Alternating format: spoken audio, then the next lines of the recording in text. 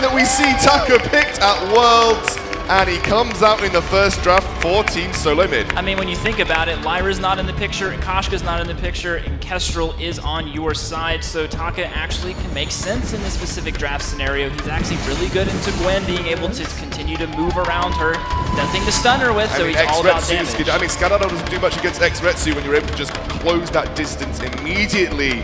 Ladies and gentlemen, the hero pool for Worlds has expanded once more. And we've got two wonderful gentlemen to take you through this first game. It's going to be Sona and AJ. Thank you very much. In my opinion, they have been the stronger of these two lineups.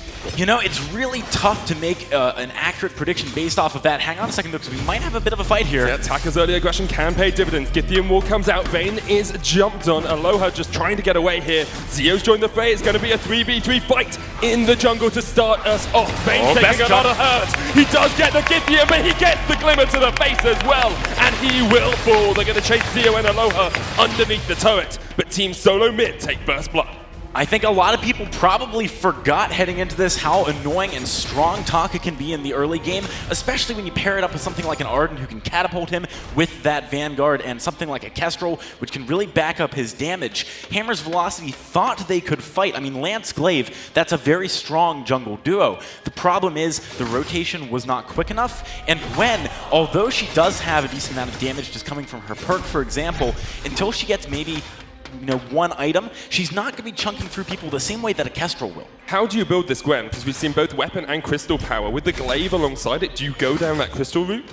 I personally would have preferred to see the crystal, but it's not something we've seen a ton of at the World Championship so far. We are seeing a crystal bit, so hopefully Zio agrees with me here. The reason why I think crystal would make so much sense here is that actually you've got two very squishy targets you're trying to take down quickly. You've got Vonsi on the Taka and Best Chuck on the Kestrel.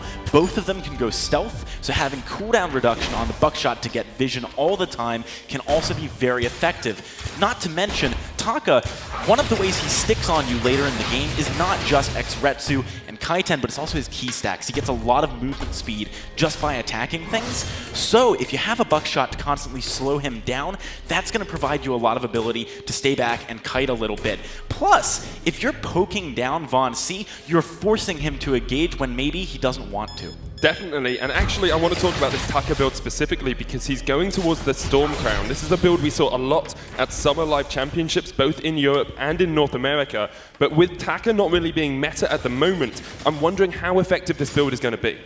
So I think this build is still going to be quite effective for Von C. A big part of why it's so good is the jungle domination, and Glaive is going to struggle with that. We do have Vaynes getting jumped on here. Vaynes is very safe though with the Githyan Wall. He's the sort of front line that you want for your team. It's the reason we do see a lot of Lance pick these days because of how defensive he can be and how easy he is at getting out of these situations. Oh, absolutely. So returning to the Storm Crown, Tension Crown, perhaps Von C build, it does offer you a lot of burst too, especially if he maybe goes for like an Aftershock as well, which he could be doing. He has a crystal bit.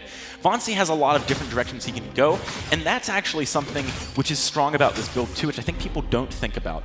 When you see, like next time he pops into Vision for Hammer's Velocity, right? You see his inventory and you say, well, he could be going a lot of different things. How should I be itemizing right now? It's actually quite challenging to predict, and it gives Von C flexibility moving into the mid-game. He can go for what his team needs out of him. Aloha! After burn onto Best Chuck, NA, he will get away from the Impale, though, uses those boots to great efficiency to get himself back underneath his turret. Absolutely. Best Chuck, he is really the rock of Team SoloMid. This is something we talk about all the time. He plays very safe. He never really falls too far behind. Von C hasn't had the explosive start that I think a lot of TSM fans would have liked them to have, right? But the thing is, because he's going for this Tension Crown, Aftershock Crown, whichever way he goes build, he doesn't necessarily have the same raw strength as perhaps like a Sarblade first or Shatterglass or Broken Myth, right? This is going to allow him in the mid games, let's say they win a skirmish, to just absolutely annihilate the back camps of their opponents and really snowball off of that. There is also a possibility here for Von C to say, look, we haven't got the early game pressure that we thought we would have had. He's not even building straight up towards that Storm Crown as his second item. He's got the Stormguard banner, and now he's building some Crystal Power. So I wouldn't be surprised, actually, if we see him mix up this build a little bit as we get towards the mid-game, depending on how far ahead Team SoloMid are able to get. In addition to liking the build. Oh, Von C. Retsu in, Zio taken low, will get himself Bleed. away. He uses the Halcyon Potion, and the bleed is not quite enough. But already, Von C level 6, highest level in the game. We can see TSM focusing on getting that Taka ahead. He's actually wanting a little bit more here. I don't think he's going to be able to find it. Something which I'm a bit surprised by is actually Velocity not contesting Von C in the jungle some more. Because he went for the Stormguard banner first, he wasn't necessarily going to have the most potent of trades, and Aloha on the Glaive, having a heavy steal already with Vanes backing him up, could have been quite good. They might have been afraid of the rotation out of Best Chuck, definitely stronger at this point in the game than Zio, but Aloha now starting to make these invades. That he is, has got the afterburn to try and get away here, but we're going to see Flash X come in as well. Von C trading, here comes the damage from that Taka on towards Aloha. Going to have to see if he can get the afterburn away. He doesn't even want it, he wants to take down Von C, but you can't Von C him as he goes into that Kaka. The afterburn comes out, knocks Von C away, but will be able to pick up the kill. Flash even burned Fountain there, and this is what I was talking about earlier, right? Like, look at Von C's build and how ineffective he was in the 1v1 against Aloha. If Vanes was backing him up, you know, if Zio was able to, for example, shove the wave out and then stop an easy rotation for free coming out of Best Chuck, I think Velocity finds an advantage there, and they need to.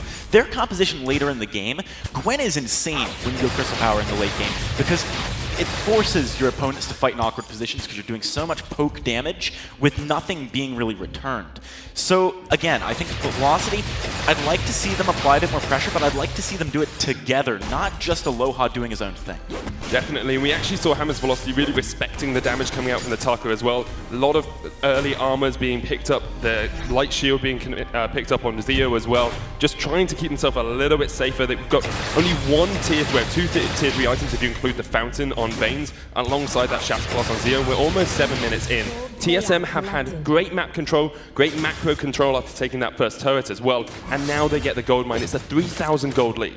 This is a great spot for TSM to be in. Von C is getting a little bit of time to ramp up after going for that earlier Stormguard banner. That's how he got the level so quickly. Look at this fight, though, developing. Aloha's got to be careful. Did afterburn away, knocked Best Chuck out of it. Zio coming back. That buckshot does a huge amount of work with that Shatter Glass, but Zio has fallen behind in farm to this Kestrel. You said Kestrel has a strong early game. Well, it's about 25 CS stronger than Zio's at the moment.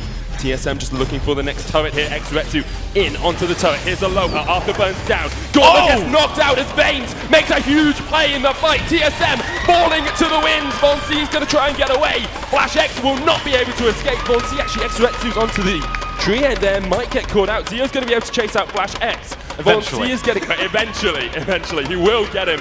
As soon as that box shot comes back up, here we go, then he gets the kill, and they've been able to chase Von C off towards the side. Von C trying to trade back into this one, and actually it looks like Velocity may have given up the chase. Gets one shot, one kill takes him down. Vanes getting jumped on by Von C now, will get knocked away. And Zio very low on energy here. Vanes actually might fall to the Retsu, which is up in just 2 seconds. No energy on Von C. He still goes in with Kaku and will get the kill onto Vanes. Zio tries to chase him away. Needs one more buckshot, but that's 5 seconds away. Will Zio be able to do this? Or will Von C turn it around on its head? It's Aloha. Eventually, Von C has to retreat, but TSM makes something out of nothing.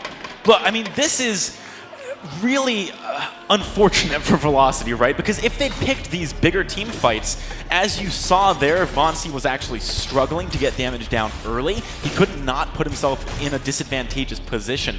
But when the split up happened, because we've now got the Shatter Glass on Von C, he can just burst someone down. He picked up a Treant because no one from Velocity anticipated him doing that and tried to interrupt. Von C, if he was contested by Aloha on the Treant, I don't think he was going to be able to get it for free. He probably would have had to back away. So again, it's really, Velocity needs all 3 members to fight right now, and they should be fighting because at least up until that point, they did have a good ability to. Zio, if he's just in a 1 versus 2 with Vanes, you gotta remember his basic attacks aren't really doing anything. He's waiting for buck shots. If Von C can maybe dodge one, or if he can just kite over and not get hit, it's over. You know, Von C is going to be able to snowball through the fight after that point. We saw it here. Von C is such a skilled player when it comes to this early aggression. That he is, and actually we can see itemization choice from Von C as well. Went for the Shatter Glass instead of that Aftershock, instead of completing that Storm Crown, so thought he wanted a bit more damage as the game progressed. Seeing a Shiver Steal here from Vanes as well, so he's really trying to shut down anyone who tries to get on towards his backline. I definitely like the Shiver Steal early from Vains here. Vainglory is a big threat now. He wasn't before, but he is now, so you've got to respect that one. Plus, if they ever do get on the Kestrel, it can be quite annoying. Vainglory does get impaled here, though. Vanguard comes out, he's going to jump in. One shot, one kill, will connect onto Zio. Aloha's low, Vainglory goes into the Kaku, tries to get himself away. The gauntlet from Flash X. Knocked back with the Githian wall, velocity on the retreat as Vainglory jumps in once more. Ace's high did not connect, and Vayne just has to try and knock TSM away. They will get the kill with the buckshot. Zio turns it around. Vainglory dies with a little bit too aggressive on that tower dive. Vaines is looking for the impale, not quite going to be able to get it. And Zio goes for the chase. He has got buckshot, he's got skedaddle as well. They try and turn it around. There's the skedaddle, but not going to be able to chase TSM down anymore. Having to burn skedaddle there means that the fight's over because Zio doesn't have enough energy for another buckshot. One key thing there is that Vainglory's first X-Retsu actually got interrupted by, I believe it was a stun coming out from Aloha. So that meant that he didn't find the initial damage of that. That's about 400 damage and change with the bleed. If you don't land that to kick the fight off, it's going to be hard to keep that one going for Team SoloMid. They did find one kill, but then they bit off more than they could chew trying to go under that third turret. You got to respect Zio's damage. He's starting to get to a point where he's actually quite potent. He does have a Shattered Glass. That is a big spike for him. He does need a little bit more, though. Energy regeneration, a big thing. That's why it looks like he's actually going for a Clockwork next, which I like.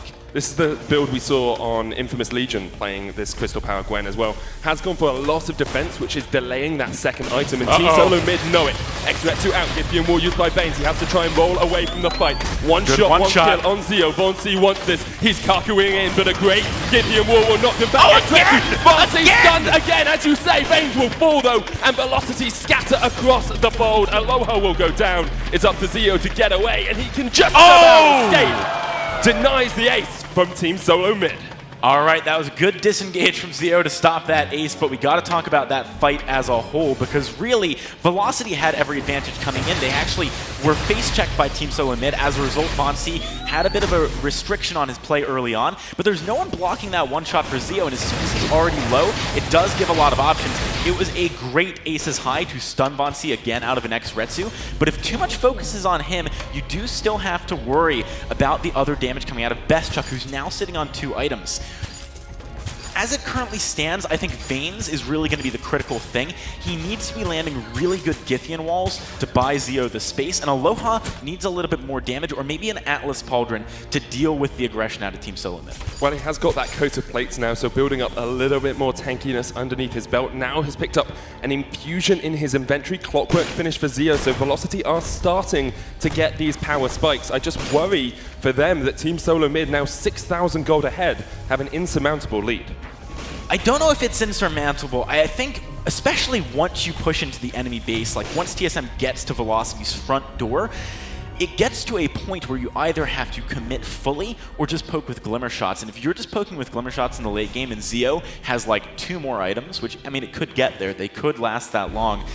Zio is going to win out in those trades. So Team SoloMid, the focus of their play and what they're trying to accomplish needs to shift as we push further onto Velocity side of the map. They need to start thinking about Kraken, Minion Mine, stealing away the backs, and trying then after that point for maybe Vainglory to initially get a good burst of damage onto Zio. Because we're seeing that being shut down. And if that happens later on, Bestchuck might not have the ability to follow up the way that he does run. Weapon Kestrel, of course, does fall off a little bit as you get later into the game. Any weapon power does because of armor being built up onto the enemy team. But at the moment, you have to say TSM have had strong control of this map. It was only about 4 minutes in they took the first turret, 8 minutes they took the second. They've been knocking on that base door of Hammer's Velocity, but Hammer's Velocity have bolted it. They put a plank in front of it. They barred it up with all this furniture that they can get in front of it. And they're just trying to stop TSM being able to knock it down. Yeah, and that's exactly like I was saying, what they need to be doing, because Velocity really needs to play a bit of a slower game. Aloha has got a weapon infusion now. He's got the Sorrow Blade. I like that he's building towards a maybe more defensive path, because you got 2 options, and after the most recent fight, I think my mind is starting to change about what I'd like to see him do. I'd like him to just peel for Zio and give him more rotations of those buckshots, because Aloha is kind of too far behind to really go the itemization path that gives you high burst. Yeah, he's 1-4-1. He wasn't able to get those early game ganks off that he would have liked. He tried it on Bestchuck NA, but Chuck was able to escape in that early portion of the matchup. And now as you say, this is what we tend to see from Glaives. As it gets later on into the game, you do just start getting these defensive items. He's got himself a kinetic shield now as well to try and mitigate some of that burst coming out from Von C. But TSM continue to take away the jungle, continue to take away the gold mine, and have captured that minion mine as well. I really want to highlight for our viewers just how good Best Chuck NA is for a second, because if you look at his farm right now, he's totally on the mark. He's picked up 4 full-tier items. We do have a fight developing, though. Hang on a second. War Treads comes in, knocked back.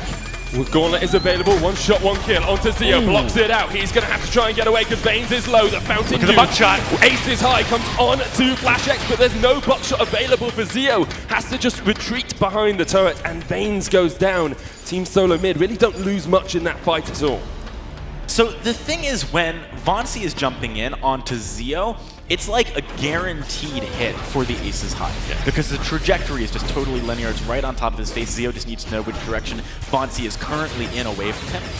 But what you saw in that fight was actually Von C making a bit of an adaptation. He notices that Vane's okay, he's gone for a Shiver Steel, he's got the Atlas, but he actually doesn't have a lot of shield right now. So Von C can chunk him down a decent amount with X-Red to the lead. That allows for his team to clean up the kill, and then they can just play safe, back away, take the Kraken after that point. Without the front line, Zio's Crystal build becomes a little bit less effective. He can't sit there and take multiple rotations. That's why Aloha, now building into this Aegis, is going to be key, because maybe if Vanes dies quickly, maybe if Aloha dies quickly, the other one can play the front line. Team SoloMid, they've got a Kraken now pushing into the base of Velocity. This could be a very critical moment in the game. Zio doesn't have a reflex block yet either, does have that skedaddle, but you don't always want to be using that to get out of the gauntlet. Sometimes you need it for an active camo, sometimes you need it just to get away from that Taka. So if we do see Team SoloMid going all the way onto Zio, which is always a possibility with the gauntlet. Skedaddle used by Zio, Team SoloMid want this fight. Good Githian wall by Baines off towards the backside, and Team SoloMid will just back away for now. 1 shot, 1 kill onto Baines. The Kraken pushing in, half Nice HP now. buckshot. Very good buckshot, and that's what you can do with a Crystal Power Gwen. Another buckshot onto Chuck. Ace is high onto Flash X. The fountain's been used, but Von C is on the back line. Zio's dead, and now Team SoloMid want this fight even more. Looking for There's Aloha. no damage. The Kraken's pushing in, as you say, no damage at all for Aloha, and this will be the second turret falling. It's up to Baines and Aloha to try and defend, but can you do it into a Kestrel? Can you do it into a Kraken? No, you can't! And Team SoloMid take it 1-0. Man, that last fight,